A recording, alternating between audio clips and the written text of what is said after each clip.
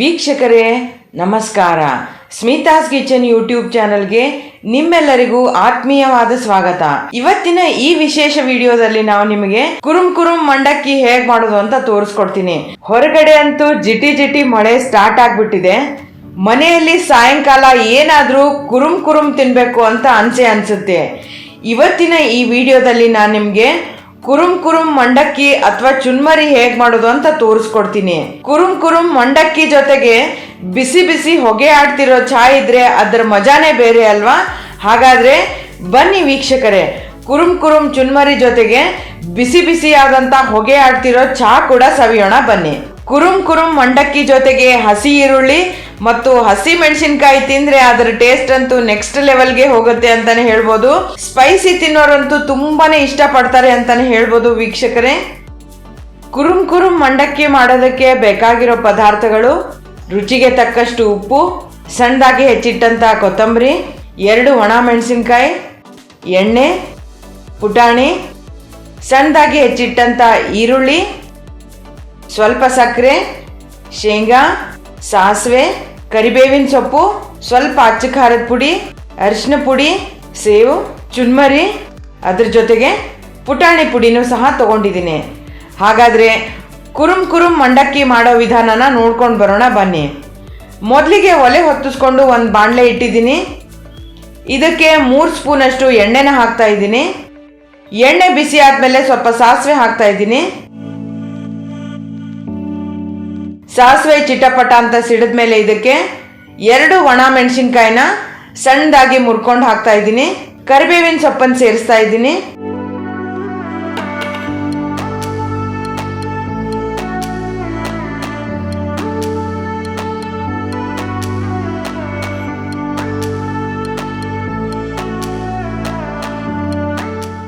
ಸ್ವಲ್ಪ ಬಾಡಿಸ್ಕೊಂಡು ಶೇಂಗಾ ಕಾಳನ್ನು ಹಾಕ್ತಾ ಇದ್ದೀನಿ. ಶೇಂಗಾ ಕಾಳೆಲ್ಲ ಸ್ವಲ್ಪ ಬ್ರೌನ್ ಕಲರ್ ಬರೋವರೆಗೂ ಇದನ್ನ ಬಾಡಿಸ್ಕೊಳ್ಬೇಕಾಗತ್ತೆ.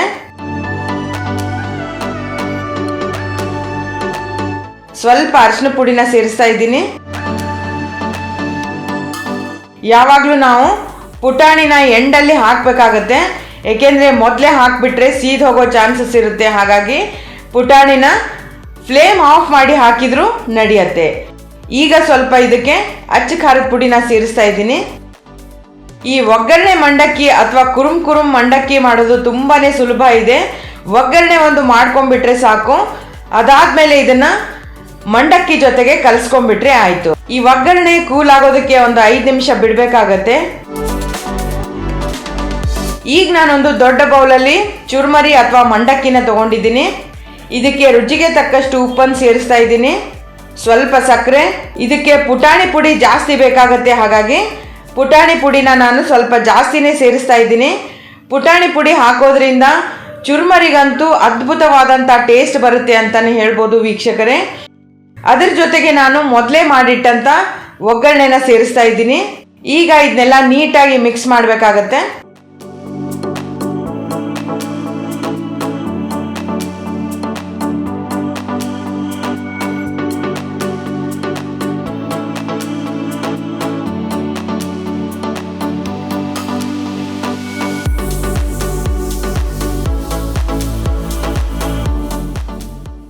ಈಗ ಇದಕ್ಕೆ ರುಚಿ ಹೆಚ್ಚೋದಕ್ಕೆ ನಾನು ಸಣ್ಣದಾಗಿ ಹೆಚ್ಚಿಟ್ಟಂತ ಈರುಳ್ಳಿನ ಹಾಕ್ತಾ ಇದ್ದೀನಿ. ಕೊತ್ತಂಬರಿ ಸೊಪ್ಪನ್ನು ಸೇರಿಸ್ತಾ ಇದ್ದೀನಿ. ಜೊತೆಗೆ ಸೇವ್ ಕೂಡ ನಾನು ಸೇರಿಸಿ ಇದನ್ನ ಚೆನ್ನಾಗಿ ಮಿಕ್ಸ್ ಮಾಡ್ತಾ ಇದ್ದೀನಿ. ಕುರುಂ ಮಂಡಕ್ಕಿ ರೆಡಿಯಾಗೆ ಹೋಯ್ತು ಅಂತ ಹೇಳ್ಬೋದು ವೀಕ್ಷಕರೇ. ಬರೀ ಒಗ್ಗರಣೆ ಒಂದು ಮಾಡ್ಕೊಂಡ್ರೆ ಸಾಕಾಗತ್ತೆ. 5 ನಿಮಿಷದಲ್ಲಿ ಕುರುಂ ಮಂಡಕ್ಕಿ ಸವಿಯೋದಕ್ಕೆ ಸಿದ್ಧ ಆಗಿದೆ ಅಂತಾನೆ ಹೇಳ್ಬೋದು. ರೆಡಿಯಾಗಿರೋ ಮಂಡಕ್ಕಿನ ನಾನು ಸರ್ವಿಂಗ್ ಪ್ಲೇಟ್ಗೆ ಹಾಕ್ತಾ ಇದ್ದೀನಿ. ಈ ಥರ ಮಂಡಕ್ಕಿ ಏನಾದರೂ ಮಾಡಿದರೆ ಮನೆ ಮಂದಿ ಎಲ್ಲ ಹಾಗೇನೆ ತಿಂತಾನೆ ಇರ್ತಾರೆ. ಇದಕ್ಕೆ 1 ಪ್ಲೇಟು 2 ಪ್ಲೇಟು ಅಂತ ಲೆಕ್ಕ ಇಲ್ಲ. ಬಾಣಲೆಯಲ್ಲಿ ಮಂಡಕ್ಕಿ ಖಾಲಿ ಆಗೋವರೆಗೂ ತಿಂತಾನೆ ಇರ್ತಾರೆ. ಅಷ್ಟು ಟೇಸ್ಟಿ ಆಗುತ್ತೆ ಅಂತಾನೆ ಹೇಳ್ಬೋದು ವೀಕ್ಷಕರೇ.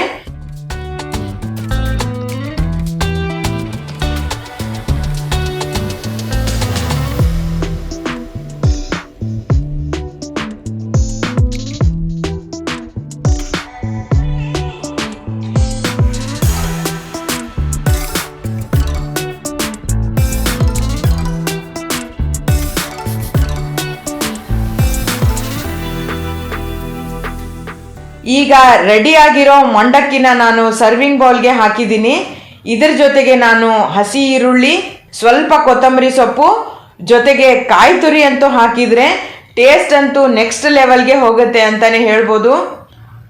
ಕುರುಮ್ ಮಂಡಕ್ಕಿ ಜೊತೆಗೆ ಬಿಸಿ ಬಿಸಿಯಾದಂಥ ಹೊಗೆ ಆಡ್ತಿರೋ ಚಹಾ ಇದ್ದರೆ ಕೇಳಬೇಕಾ?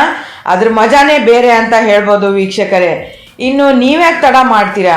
ಈ ವಿಡಿಯೋ ನಿಮಗಿಷ್ಟ ಆದರೆ ನೀವು ಕುರುಮ್ ಮಂಡಕ್ಕಿನ ಮನೆಯಲ್ಲಿ ರೆಡಿ ಮಾಡಿ ಟೇಸ್ಟ್ ಹೇಗಿತ್ತು ಅಂತ ನನಗೆ ಮೆಸೇಜ್ ಮಾಡೋದಕ್ಕೆ ಮಾತ್ರ ಮರಿಬೇಡಿ. ಈ ವಿಡಿಯೋ ನಿಮಗಿಷ್ಟ ಆಗಿದ್ರೆ ಸ್ಮಿತಾಸ್ ಕಿಚನ್ ಯೂಟ್ಯೂಬ್ ಚಾನಲ್ನ ಸಬ್ಸ್ಕ್ರೈಬ್ ಮಾಡಿ, ಲೈಕ್ ಮಾಡಿ ಮತ್ತು ಶೇರ್ ಮಾಡೋದಕ್ಕೆ ಮರಿಬೇಡಿ. ಮುಂದಿನ ವಿಡಿಯೋದಲ್ಲಿ ಮತ್ತೊಂದು ಇಂಟ್ರೆಸ್ಟಿಂಗ್ ರೆಸಿಪಿಯೊಂದಿಗೆ ನಿಮ್ಮ ಮುಂದೆ ಬರ್ತೀನಿ. ನಮಸ್ಕಾರ.